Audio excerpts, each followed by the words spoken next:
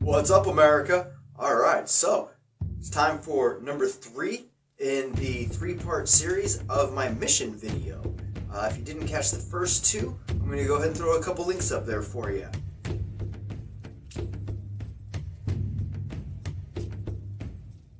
3. I think politics should be fun and entertaining and engaging because it's something that affects everyone and it's meant to have the say of everyone involved. And when people don't participate, we get these lopsided systems that don't benefit everyone. So I think that we need to make politics something that we can all enjoy.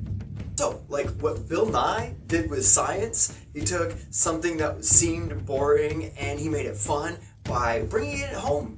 He put it in your face. It was like, hey, you can do this too. Look, here's a little experiment you could do. And even though you probably didn't have those things in your house to do it, you got to watch him do it and feel like you were involved. And it encouraged you to go out and try your own experiments and to go out and learn new things and to get involved in things and get your hands dirty.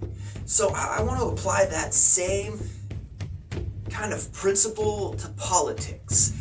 Because it is very important and everyone should be involved. And I think that part of the reason that politics stays so drab and boring is they want you not to pay attention.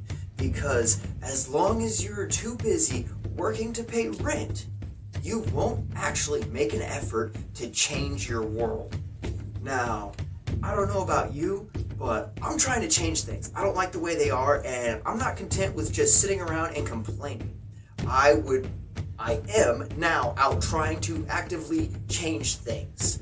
And I think that one of the things we need to change is getting people involved. So one of my ideas is I think it would be cool if there was an app or a web page or something that you could go to. You could type in your voter ID and your password or whatever, you log in, and you put in your zip code, and it tells you everything that's relevant to you in your area. It gives you a list of all the candidates, gives you a list of all of your current representatives. It has a direct link to their phone number and their email. That way you can get a hold of them. You should be able to just click several boxes and contact all of them at once. If you want to send them all a nasty email to tell them that they're not doing a good job, or to tell them, hey man, thanks, you're doing great, whatever the case may be, you should have that access, because that's what makes democracy great, is being able to contact and interact with our elected officials. We have the technology now, we should do that. And while we're doing that, we should also take the advantage to chart what our elected officials have been voting on.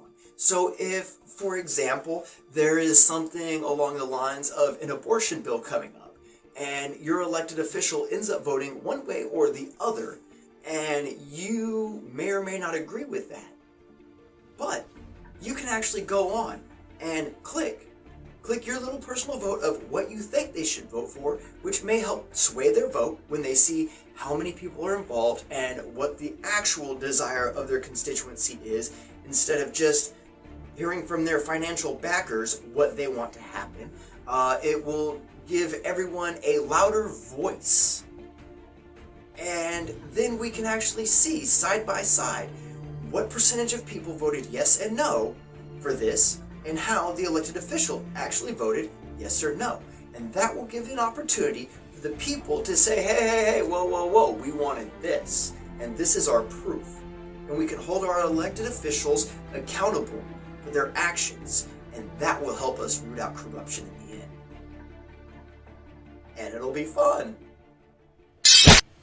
I also think another cool way that we could put the power back in the hands of the people is by rewriting the tax code to where you're able to allot what your taxes go to. If you don't believe in certain social programs, you should be able to say, no, I'm not going to pay taxes that go into that. I mean, it's going to defund a lot of things, but at the same time, there's also going to need to be limitations, because nobody wants to pay for the fire department until their house is on fire. So if we want to put an end to political corruption and create a sustainable future, that way all of our kids can grow up in a clean, healthy environment, then we need to elect someone who is one of the people That way, he will work for the people and restore power to the people. I just want the opportunity to ensure that my species has the greatest chance for survivability in the future. Historically speaking, one of the best times to enact lasting, drastic changes is on the tail end of economic collapse. Right now in history, we're at a very unique time, at the tail end of economic collapse, with all of this coronavirus going on. On top of that, we also just got legislation that is going to allow an independent candidate to run for office and actually win. It's almost as if the stars are aligning to make this happen. I just need your help.